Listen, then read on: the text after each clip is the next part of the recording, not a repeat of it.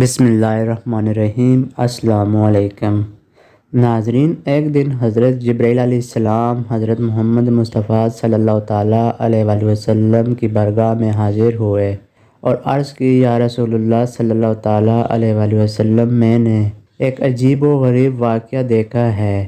حضور نبی کریم صلی اللہ تعالیٰ علیہ وآلہ وسلم نے پوچھا، وہ واقعہ کیا ہے؟ جبرائیل علیہ السلام نے عرض کی، یا رسول اللہ صلی اللہ تعالیٰ علیہ وآلہ وسلم، مجھے کوئقاف جانے کا اتفاق ہوا۔ مجھے وہاں رونے چلانے کی آوازیں سنائی دی۔ جہاں سے آوازیں آ رہی تھیں میں ادھر گیا تو مجھے ایک فرشتہ دکھائی دیا جس کو میں نے اس سے پہلے آسمان پر دیکھا تھا، جو کہ اس وقت بڑے اعزاز و اکرام میں رہتا تھا۔ وہ ایک نورانی تخت پر بیٹھا رہتا، 70,000 فرشتے اس کے گرد صف بستہ کھڑے رہتے تھے۔ وہ فرشتہ سانس لیتا تو اللہ تبارک و تعالیٰ اس سانس کے بدلے ایک فرشتہ پیدا فرما دیتا تھا۔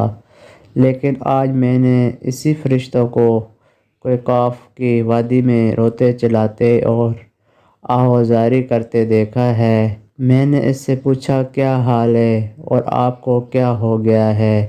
اس نے بتایا، معراج کی رات جب میں اپنے نورانی تخت پر بیٹھا تھا، میرے قریب سے اللہ تعالیٰ کے حبیب جناب محمد مصطفیٰ صلی اللہ تعالیٰ علیہ وآلہ وسلم گزرے تو میں نے حضور نبی کریم صلی اللہ تعالیٰ علیہ وآلہ وسلم کی تعظیم و تکریم کی پرواہ نہ کی۔ اللہ تعالیٰ کو میری یہ ادا پسند نہ آئی اور اللہ تعالیٰ نے مجھے ذلیل کر کے نکال دیا۔ پھر اس نے کہا، ہے جبرائیل علیہ السلام، اللہ تعالیٰ کے دربار میں میری سفارش کر دو کہ اللہ تعالیٰ اس غلطی کو معاف فرمائے اور مجھے دوبارہ بحال کر دے۔ یا رسول اللہ صلی اللہ تعالیٰ علیہ وآلہ وسلم، میں نے اللہ تعالیٰ کے دربار بے نیاز میں نہایت عاجزی کے ساتھ معافی کی درخواست کی۔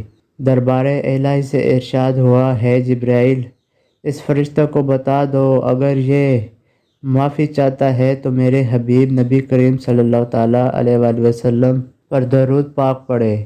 یا رسول اللہ صلی اللہ تعالیٰ علیہ وآلہ وسلم، جب میں نے اس فرشتہ کو فرمان الہی سنایا تو وہ سنتے ہی حضور نبی کریم صلی اللہ تعالیٰ علیہ وآلہ وسلم کی ذات گرامی پر درود پاک پڑھنے میں مشغول ہو گیا اور پھر میرے دیکھتے ہی دیکھتے اس کے بال و پر نکلنا شروع ہو گئے اور پھر وہ ذلت و پستی سے اڑ کر آسمان کی بلندیوں میں جا پہنچا اور اپنی مسند پر تشریف لے گیا۔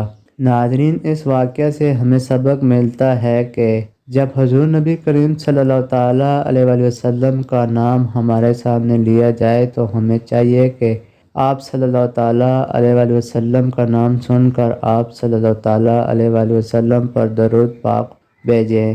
اللہ تعالیٰ ہم سب کو دین و دنیا کی بھلائی نصیب کرے اور صراط مستقیم پر چلنے کی توفیق عطا فرمائے، آمین۔